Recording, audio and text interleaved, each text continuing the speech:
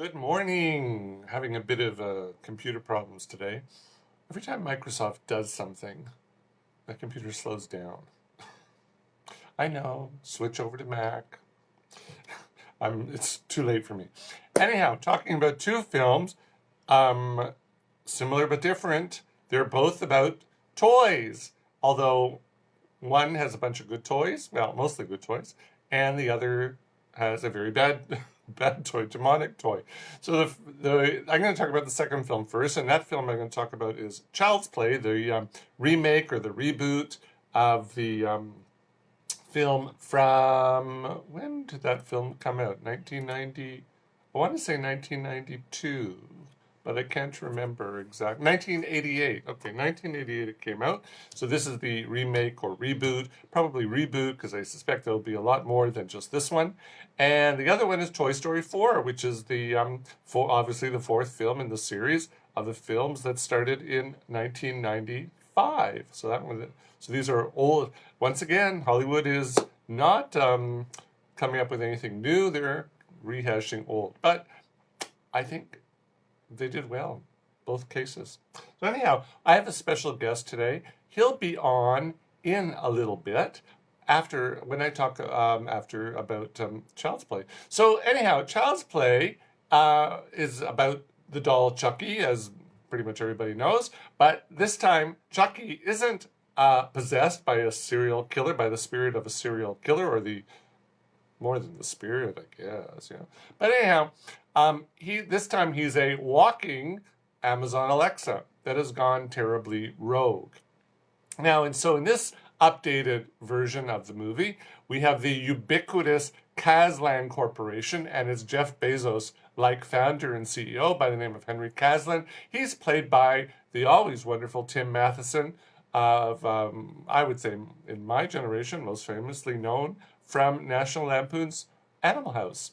You know what? I always felt that he didn't get his due in Hollywood. I thought he should have been a bigger star than how he turned out to be, but maybe he chose not to be a bigger star. I don't know, but I always liked the guy. So he plays Henry Kaslan, and the company Kaslan Corporation has launched its latest IoT product, Internet of Things product. It's a high-tech, innovative, interactive doll called Buddy, B-U-D-D-I, and Buddy learns from his surroundings and he acts accordingly. So like Amazon Alexa, but to the next level. Now the company is churning out these dolls at its sweatshop factory in Vietnam, because we don't do business in China anymore. We got to do it in Vietnam, as fast as families back in the U.S. can snap them up. But when a disgruntled employee over in Vietnam tinkers with the programming on one of these adorable plastic and circuitry tykes, the wheels get quickly set in motion for bad things to happen. Now, a short time later, we have single mom Karen Barkley, who's played by Aubrey Plaza, who's from TV's Parks and Rec. I never saw the show, so I don't really know. I know that Chris Pratt was on the show. I know Amy Poehler, but I never watched the show. And I actually didn't even know who she was until a couple weeks ago. I saw her on Stephen Colbert's show, and I thought she's funny. Anyhow, so now I know who she is. So she plays single mom Karen Barkley, and she works as a very bored customer service clerk at a Walmart-like Chicago box store.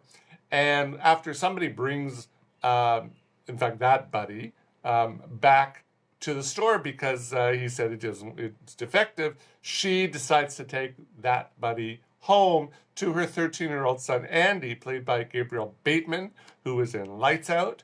And because Andy's sort of struggling, they've moved to a new neighborhood, he doesn't have any friends, so she thought maybe he would like Andy. Now, you can wonder why a 13-year-old kid would like a doll, but, anyhow. Now, Andy quickly bonds with Buddy, and Buddy immediately calls himself, or itself, Chucky. And Chucky is voiced by, as everybody probably knows, Mark Hamill. And Chucky is right away proves to be an asset because he helps Andy make friends with a couple of teens who live in the building, other teenagers who live in the building. But it's not long, though, before the doll starts to show violent tendencies and embarks on a killing rampage to try to please his playmate, or its playmate, and best friend. So that's what the story is all about. So it's similar to the original, but they've brought it into the 20 the what century are we in? 21st century. They've updated it with very current things going on here in the world. Now let's be honest about the original Child's Play. It was cheesy. Now I'm not saying it was bad.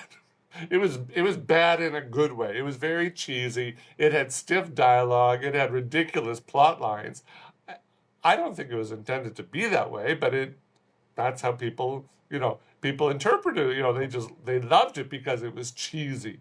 And that's it developed a huge cult following that has resulted in 6 sequels, a pair of short films, comic books, video game, and now we have this film, which is going to spawn more films for sure. And apparently there's a TV series in the works as well, which will debut next year. This is what I've heard.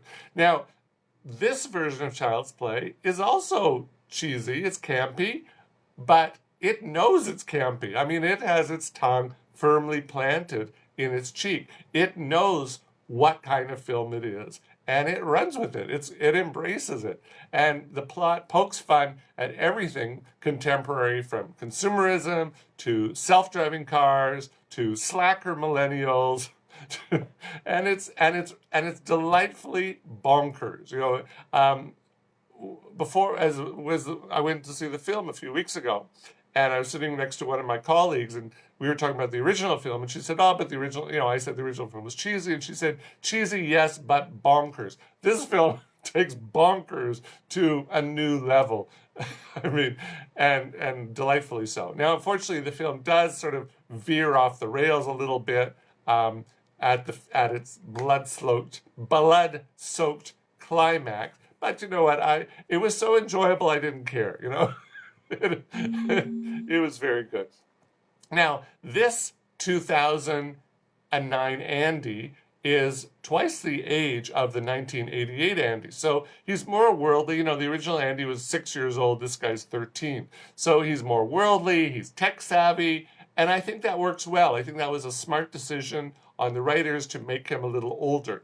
And when he realizes what Chucky has been up to, when he's not been watching, he reacts. And I thought that was a good writing choice for the film, rather than some of the situations that the 6-year-old Andy got into and how he reacted to it. Now, as I said, of course, you can wonder why a 13-year-old boy would want to hang out with a doll, but here and in Korea, Japan, the whole part of this Asian region, you see 30-year-old women with Hello Kitty dolls hanging off of their fake Michael Kors purses. So, anything's possible.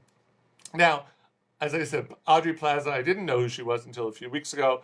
I liked her. She doesn't have a big part, compared to her counterpart in the 1988 film, who was played by Catherine Hicks. Her part is much smaller. This film is really focused on Andy's relationship with the doll, and I thought that was correct. That's where the focus should have been in the 1988 film, but you had a 6-year-old, so that would have been very difficult. So in the 88 film, the relationship, the movie is really focused on her and Chucky. So now it's the boy and Chucky, and I thought, correct.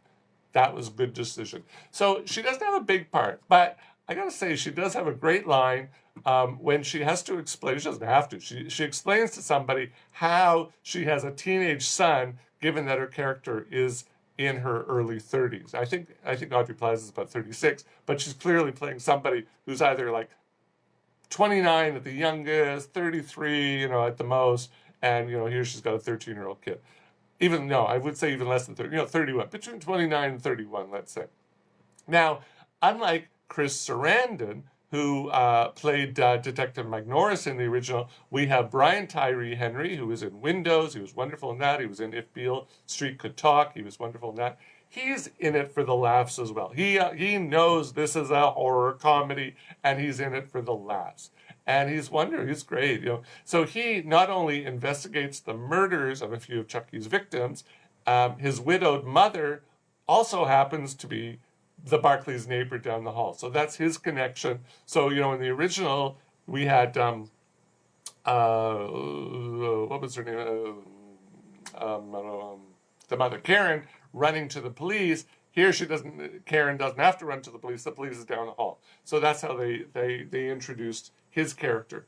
Now, as for Mark Hamill playing Chucky, I gotta say, I'm not a Mark Hamill fan. I think, that he's famous for, obviously, Luke Skywalker. I don't think he's a great actor, but, he's clearly carved out a career for himself doing voices and being a social media pundit. So, good on him. But I gotta say, he brings his own take to Chucky, and I liked it. I thought it was good because it's got this devious. He's got a childlike lilt to it, and that gives Chucky a deviousness. And I felt in the original we had Brad Dourif, who was the bad guy who possessed Chucky. Brad Dourif really. His Chucky really had, he was very monolithic. He was just a killer. He was, he was a killer. Whereas this Chucky is devious. And I like that. So, okay, you know what? Mark Hamill, you're good. Now, interesting, neither critics nor audiences have been overly impressed with this remake. Many of them prefer the original. I disagree. I like this one much better. I thought this was a much better made film, much better acted film. And enjoyable. And you know what? I wasn't the only one in the audience who felt that way. Everybody in the audience was cracking up. And at the end, when the lights came up, everybody had a smile on their face. So I'm not the only one who enjoyed this film. So you know what? It's, as I said, it's got a very bumpy ending. But okay, you know what? Let's sort of ignore that. It is a really enjoyable horror comedy film. And you know what? Go see it. Go grab some popcorn. Enjoy it for what it is. It's cheese, but it's delicious cheese. It's brie. It's not head cheese like the other one. This is brie. It's or camembert. It's soft and gooey, and it's wonderful. So that's Child's Play 2019. I liked it far more than I expected I would. So Chucky 20. Chucky is back, and of course there's going to be more. Obviously the movie set up that there will be more Chucky films. There's going to be more Chucky films. Okay, the other doll film is Toy Story 4. Very, very different, but also a comedy. And to help me talk about this film, I have a guest in my office. It's Forky. They gave out at the press screening last week. Disney gave these out. Now their kids had to put them together. So this is my Forky. But unfortunately, his unibrow fell off. I had to glue it on last night, so it fell off. But that's my Forky. So I'll just leave him. And the plasticine is really getting hard. It's turning into clay. All right. So now, Toy Story 4, as I said, this is the fourth film in the series. It began 24 years ago. It's gone on to win 3 Oscar awards. It's taken in just under, up until now, $2 billion at the box office. This film has already made more than $600,000 in the box office globally. It's just arrived here yesterday. Today's Friday, so yesterday. Just arrived here yesterday. I think it opened in the States, last week, the week before, and it's doing very well. Now, Toy Story 4 is basically, it asks the question, what is a toy? Because you look at this is a disposable spork with some pipe cleaner and a tongue depressor and some plasticine and a bit of some googly eyes. That's all it is. But it's a little girl's toy. I'm not a little girl. As in the movie, it's a little girl's toy. So this is the existential question posed in this movie. Now, the story is Woody and his friends have gone on to new lives after being donated by Andy, who's now grown up, and now Bonnie owns all the toys. And Bonnie, little girl, she owns all the toys. Now, everybody is happy in their new situation, except perhaps Woody, who's voiced by Tom Hanks. He's a bit neglected. Bonnie, she likes some of the other toys better than Woody. But you know what? Woody's got his sights set on the bigger picture. And the bigger picture is to guide Bonnie so that she has the happiest childhood possible. Now, on Bonnie's kindergarten orientation day, Woody hides in her backpack to be there in case she needs some comforting. And like most kids her age, Bonnie finds the whole experience a bit daunting. So when she's not looking, Woody dives into the class's garbage can and pulls out some items, leaving them on the desk in front of her chair. So with a disposable spork, a pipe cleaner, some plasticine, a few other bits and bobs, Bonnie puts together a handmade toy that she names Forky. And, the question some people have asked, why not Sporky? But I don't think a 4-year-old would know that this is a spork and not a fork. So to me, it seems Forky rather than Sporky is a reasonable name. Now, Forky is voiced by the wonderful Tony Hale from TV's Veep and Arrested Development. Now, and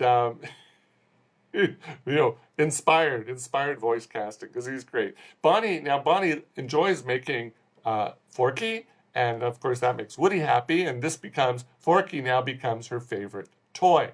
The problem is that Forky has a huge problem wrapping his spiky plastic head around the idea that he could be a toy and not trash. He thinks he's trash. And at every opportunity, he jumps into the trash. And Woody's got to fetch him, got to pull him out again. Now, the family goes on a vacation. Bonnie takes Forky and all the other toys along. But at the first opportunity, Forky jumps out the window of their RV and heads for a trash can. So Woody decides he's got to bring Forky back to Bonnie at all costs. And that sets off a whole adventure for the whole gang, involving reuniting with an old friend, making some new friends, and Woody challenging himself and the others in ways that they've never been challenged before. So that's what the film's all about. Now, like all the films in this franchise, Toy Story 4 is a story for all ages. There are jokes and situations that only adults who ever had to say goodbye or chose to say goodbye to one of their most cherished toys would understand. And a few weeks ago, I gave away some really adorable animal hand puppets, the like hand puppets. I've had them for eons, and I'll admit it hurt me to give them away, but I thought, what am I going to do with them, So I gave them to some kids that I know, and they liked them. So I hope they're happy. I hope the kids are still playing with them, and if they're not, give them away. So you know what? I get it. Now, for kids, this is a bittersweet, but it's warm-hearted story about loyalty, teamwork, and finding your purpose in life. Not everybody's garbage. You might think you're garbage, but you're not garbage. You have a purpose. So, as we've come to expect from Pixar, the animation is absolutely superb. A large part of the film's second act takes place in an antique store that is crammed full of old toys and other memorabilia. And the attention to detail, it's like you see the dust that's on the shelves. You see, on the items. You see, the items are worn. You see that, and the variety of items that are in the store. So there was so much work that went into creating that scene, rendering that scene in CGI. Now, eagle-eyed viewers will also enjoy all the Easter eggs, and there's a lot of Easter eggs in that store. And most of them, not surprisingly, involve other Disney properties. So, enjoy watching that store, those scenes. Now, of course, as it is a Disney film, we're introduced to a number of new characters, and factories in China and Vietnam are probably have been already busy over the past 6 months making plush and plastic replicas of these toys for a wanting consumer society. I understand there is a plush version of Forky, and they had to recall it the other day because the eyes come off. Duh. That wasn't very smart. So, Now, there are a couple of standout new characters. One includes Duke Kaboom, who's really appropriately voiced by Keanu Reeves. I thought, again, inspired voice casting. He's a Canadian daredevil stuntman in the vein of, Americans are so sort of unworldly because they're saying, oh, he's like Evel Knievel. No, he's like Super Dave. Super Dave, yeah, he's like Super Dave. And Super Dave died last year. He's Super Dave Osborne. He's not Evel Knievel. Know your Canadian icons.